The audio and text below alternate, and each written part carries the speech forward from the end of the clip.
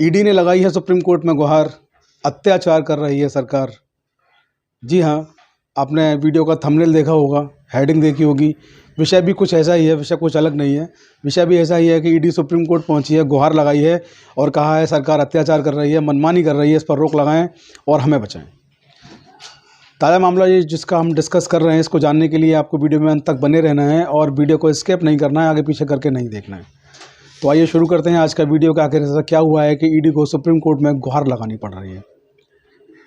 आपको याद होगा, तमिलनाडु में ईडी अधिकारी जिनका नाम तिवारी है, उनको पकड़ा गया था। 20 लाख रुपए की रिश्वत रंगे हाथों लेते इनको पकड़ा गया था। और जब इनको पकड़ा गया, तमिलनाडु पुलिस ने इनको गिरफ्तार किया। मैं नाम बता दूं, इनका पूरा अंकित तिवारी इनका नाम है। 20 लाख रुपए की रिश्वत लेकर के रंगे हाथों पकड़े गए थे। तमिलनाडु पुलिस ने इनको गिरफ्तार किया था। तब से इन पर तमिलनाडु पुलिस जांच कर रही है और ये लगातार तब से जेल में बने हुए हैं। ईडी का नाम आते ही आप लोगों के जहन में सवाल आता होगा कि 2014 से पहले कभी ईडी सुना नहीं और 2014 के बाद ऐसा हुआ है कि ईडी दिमाग से जा नहीं रहा। जी हाँ, चाहे वो दिल्ली की जनता द्वारा चुनी गई आम आदमी की सरकार हो, उसके कई मंत्री इस वक्त ईडी की जांच में गिरफ्त में हैं और जेल में हैं। मुख्यमंत्री को भी, दिल्ली मुख्यमंत्री को कई बार सम्मान मिल चुका है। बिहार हो, झारखंड हो, तमिलनाडु हो, पंजाब हो, तमाम स्टेट के लोगों को, मिनिस्टर्स को, चीफ मिनिस्टर्स को ईडी सम्मान मिल चुके हैं। और ईडी जो है जहाँ भी जाती है उसका एक अलग ही एक माहौल होता है। और मैं तो कहूँगा कि सबूत मिलते हैं इसलिए वो जेल भेज देते हैं। ये अलग बात है कि सुप्रीम कोर्ट ने मनीष सिसोदिया और संजय सिंह की बेल में ईडी को कई बार ये कहा है, और मनीष सिसोदिया की बेल में तो स्पष्ट रूप से कहा है कि किसी को ज़्यादा दिनों तक बिना सबूत जेल में नहीं रख सकते। अगर सबूत हैं तो ले करके आइए।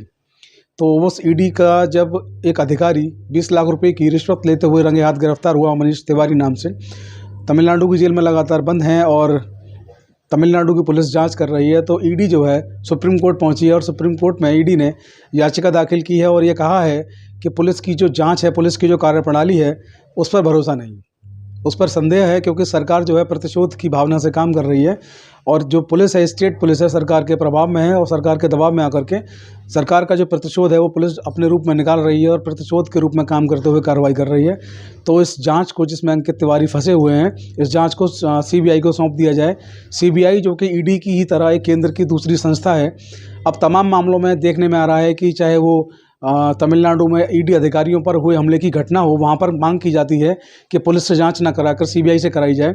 अब ये दूसरी घटना ये आई है कि इसमें अंकित तिवारी मसले में भी ये कहा जा रहा है कि जांच जो है पुलिस से न कराकर सीबीआई से कराई जाए।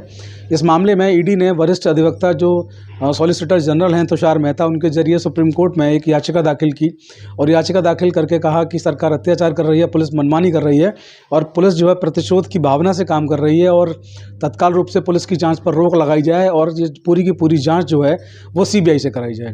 तो जब सीबीआई से जांच कराने की बात आई इसमें, तो जो स्टेट के वकील हैं, तमिलनाडु के वरिष्ठ वकील हैं कपिल सिब्बल, आप लोग सब जानते हैं, नाम सुना होगा, देखे भी होंगे आपने। हालांकि मैं तो लॉ प्रोफेशन से आता हूं तो मैंने कई बार उनको देखा है।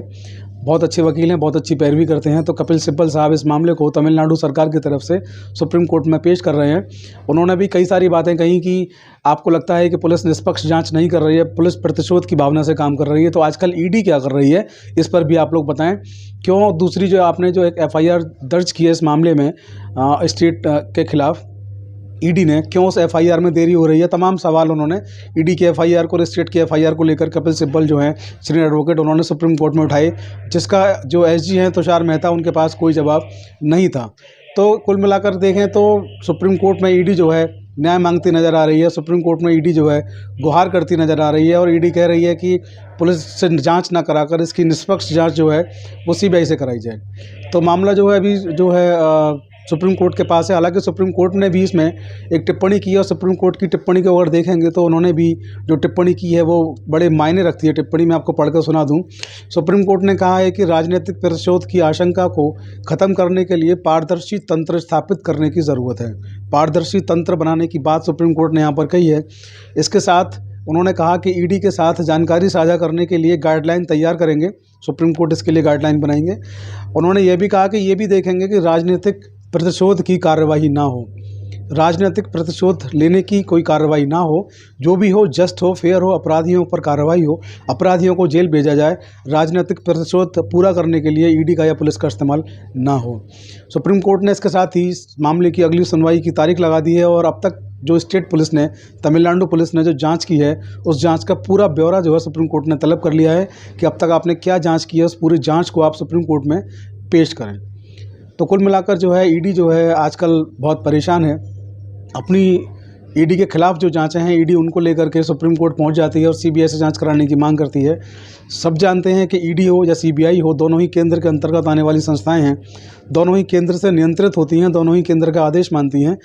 स्टेट पुलिस पर भरोसा न करना, सीबीआई से जांच कराने की मांग करना कहीं ना कहीं ये बस बात को दर्शाता है कि राजनीति का स्तर जो है इन एजेंसियों पर भारी पड़ रहा है और पुलिस में विश्वास न दिखाना जो है एक अलग दिशा में इस देश को लेकर के जा रहा है। ऐसा नहीं होना चाहिए। आप एक सरकारी संस्था है और पुलिस भी एक सरकारी संस्था है, दोनों को एक दूसरे पर विश्वास होना चाहिए, भरोसा होना चाहिए। आपकी कार्रवाइयाँ हैं, तमाम अधिकारी जेल चले गए, तमाम नेता जेल चले गए और जब पुलिस आपके ऊपर कार्रवाई कर रही है तो आपको सीबीआई की याद क्यों आती है, ये भी सोचने वाली बात है। तो आज के वीडियो में इतना ही। आप लोग बने रहें चौधरी लीगल एसोसिएट पर, सब्सक्राइब करना ना भूलें और हमारा दूसरा चैनल ऑफिशियल प्रतीक चौधरी, उसको भी सब्सक्राइब करना ना भूलें। आप लोग हमें फेसबुक, इंस्टाग्राम पर भी फॉलो कर सकते हैं, आईडी सेम है चौधरी लीगल एसोसिएट। वीडियो अच्छा लगा हो तो दोस्तों तक इसको शेयर ज़रूर करें। आज की वीडियो में इतना ही। जय हिंद, जय भारत।